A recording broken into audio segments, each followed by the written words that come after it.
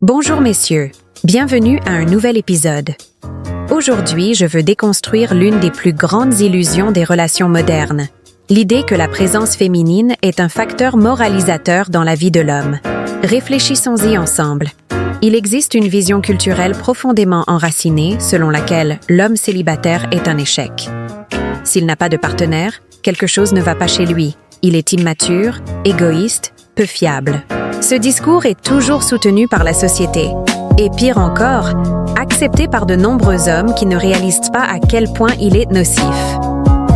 Depuis l'époque des premiers forums et blogs de mèmes, la solitude masculine a été romantisée comme quelque chose de pathétique. Vous vous souvenez de Forever Alone? C'était déjà un signe avant-coureur de la vision dépréciative de l'homme seul.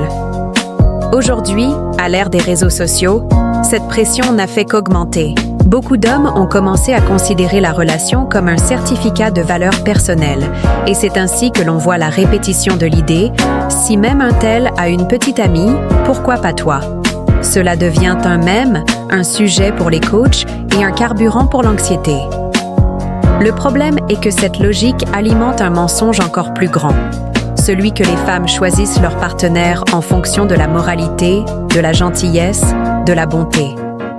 C'est une farce. Si c'était vrai, nous ne verrions pas des criminels, des abuseurs et des figures problématiques être idolâtrés et courtisés.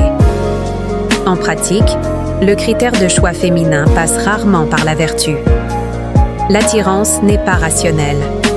Trafiquants, délinquants et même assassins reçoivent de l'attention, de l'affection et même des demandes en mariage. Cela montre que le désir féminin n'est pas lié à la bonté, mais à d'autres facteurs. Le pouvoir, l'émotion, le danger. Les hommes qui croient être choisis parce qu'ils sont de bonnes personnes vivent une dangereuse illusion. Et cette illusion a des conséquences. Elle génère de la frustration, une faible estime de soi, une désillusion amoureuse. Et pire encore, beaucoup de ces hommes continuent de renforcer cette même culture qui leur nuit. Les femmes, contrairement aux hommes, ont une conscience de groupe. Elles comprennent que le terme « femme » représente chacune d'elles. Les hommes, en revanche, pensent que lorsqu'on parle de « homme », le problème concerne les autres. Cela fait que beaucoup continuent d'alimenter leur propre oppression. Cette absence de conscience collective masculine fait des hommes des proies faciles. Ils deviennent les défenseurs de valeurs qui ne les avantagent pas. Ils défendent l'idée qu'une partenaire est un signe d'évolution personnelle, alors qu'en réalité, cela ne fait que les rendre dépendants de l'approbation externe. En même temps, la pression culturelle qui existait sur les femmes pour se marier jeunes, maintenir la virginité ou fonder une famille a pratiquement disparu. Les étiquettes péjoratives ont été abandonnées, mais pour les hommes, elles restent fermes. Célibataire, immature. Ne veut pas se marier, égoïste. Ne partage pas les revenus, mesquin. Ce déséquilibre des exigences fait partie d'un système plus large qui tourne autour des intérêts féminins. On appelle cela le gynocentrisme, une structure socio-culturelle où tout est orienté pour servir les femmes et les hommes ne font que soutenir cet arrangement par leur travail et leur sacrifice. Les hommes eux-mêmes valident ce système lorsqu'ils continuent d'agir comme des pourvoyeurs inconditionnels, même sans recevoir de réciprocité. La chevalerie, la gentillesse et l'effort émotionnel sans retour sont la norme pour beaucoup. Il est nécessaire de briser ce cycle. Cela commence par le refus de l'idée qu'une relation est une sorte de validation existentielle. Avoir une petite amie ne te rend pas meilleur. Ne pas en avoir ne te rend pas pire. La femme n'est pas un prix de bonne conduite.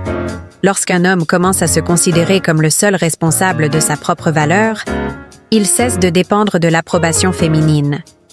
Il arrête de concourir pour l'attention et commence à agir dans son propre intérêt. Ce changement de mentalité ne nécessite pas de mouvement collectif, de manifestation ou de révolution.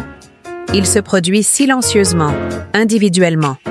Chaque homme qui décide de ne pas vivre selon cette logique contribue à affaiblir le système qu'il exploite. Des attitudes simples comme cesser de romantiser la femme, arrêter de la surestimer, ou simplement ne pas agir comme un serviteur émotionnel sont déjà puissantes. Et il ne s'agit pas de haïr le sexe opposé. Il s'agit de se préserver. De nombreux groupes qui ont émergé pour défendre les droits des hommes ont échoué précisément parce qu'ils ont permis l'infiltration d'intérêts féminins. Les hommes ont commencé à s'attaquer entre eux pour plaire aux femmes présentes dans ces espaces. C'est le symptôme d'un manque d'identité masculine solide. Les espaces exclusivement masculins sont importants pour que cette reconstruction se produise. Mais même cela est difficile, car il suffit d'une femme, ou même d'un faux profil, pour détourner complètement le centre de la conversation. Les hommes doivent reconnaître qu'ils ne sont pas obligés de soutenir des structures qui ne les bénéficient pas. Si le féminisme est financé par les impôts et que la majorité des impôts proviennent du travail masculin, alors l'homme qui s'éveille et cesse de soutenir cela fait déjà beaucoup. Et non, il ne s'agit pas de guerre des sexes. Il s'agit de se rendre compte que la culture dominante est hostile à l'homme traditionnel. L'ancien modèle du mari et père protecteur a été écarté, mais les exigences envers les hommes restent les mêmes. C'est pourquoi, messieurs, le message est simple. Arrêtez de croire que la femme vous sauvera, vous améliorera ou fera de vous un homme meilleur. Cette pensée ne vous aide pas. Elle vous emprisonne. Soyez autonome. Pensez par vous-même. Et surtout, vivez pour vous-même. Merci beaucoup d'avoir regardé. Que la sagesse et la conscience soient toujours avec vous. À la prochaine vidéo.